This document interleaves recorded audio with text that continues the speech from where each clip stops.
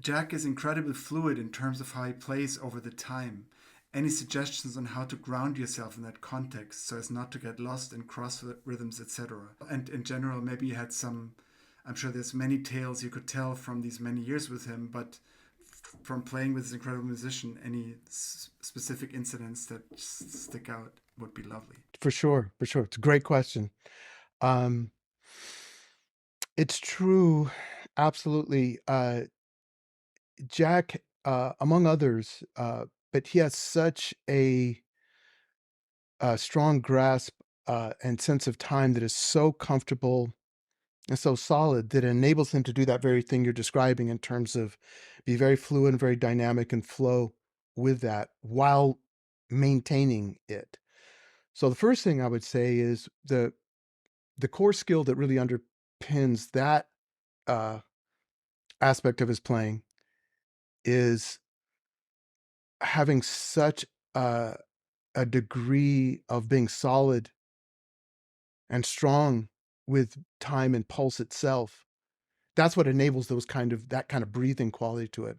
Otherwise, you can be quite lost quite quickly and quite easily. Um, as a piano player playing with Jack, uh, the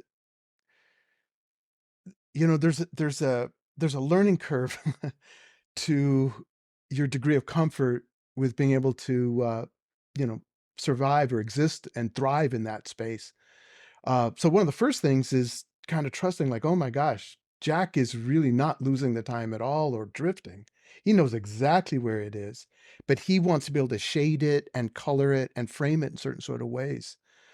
Um, so that's kind of one thing that starts with like, oh my gosh, this is all intentional, you know. He wouldn't be alone. You can hear that in Elvin. You can hear that in Tony Williams. If I think about contemporary players that have built and expanded and do that type of playing in their own way, a drummer I played with quite a bit over the years, who I a huge fan of, is Chris Dave.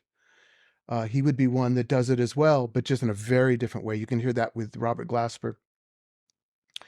Um, so that's one thing. The other thing that Jack himself will describe, is he is such an intuitive musician.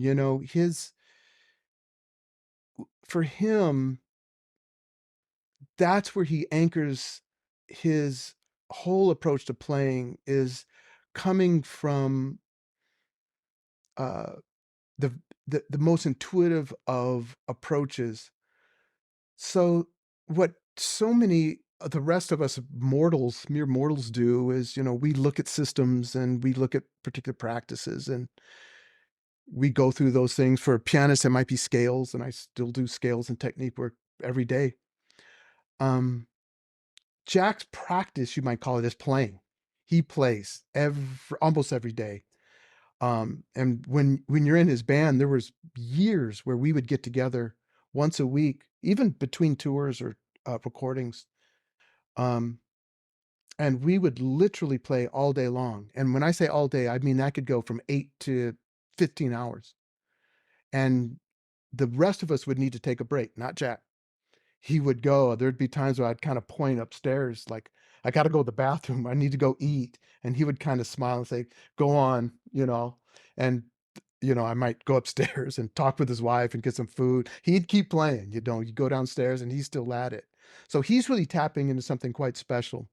So all those ebbs and flows of what he's doing, they don't come from abstract ideas and concepts. They're really kind of grounded in uh, uh, his whole approach to playing. It's really something else. It Some of the takeaways, I think, for musicians, is it really makes you think very critically about what practicing means. Um, what I practice, what I choose to make consistent and repeating, uh, and technique and skill building in a very sort of broken down, granular level, versus Jack might be the whole other side of the spectrum, where he's really not going to do that work. He's not going to work on paradiddles. He's going to sit and play, play, play. And he might even articulated on such as like, I'm not going to practice, but I'm going to play every day. That would be his form of practice. So it's always, always music making.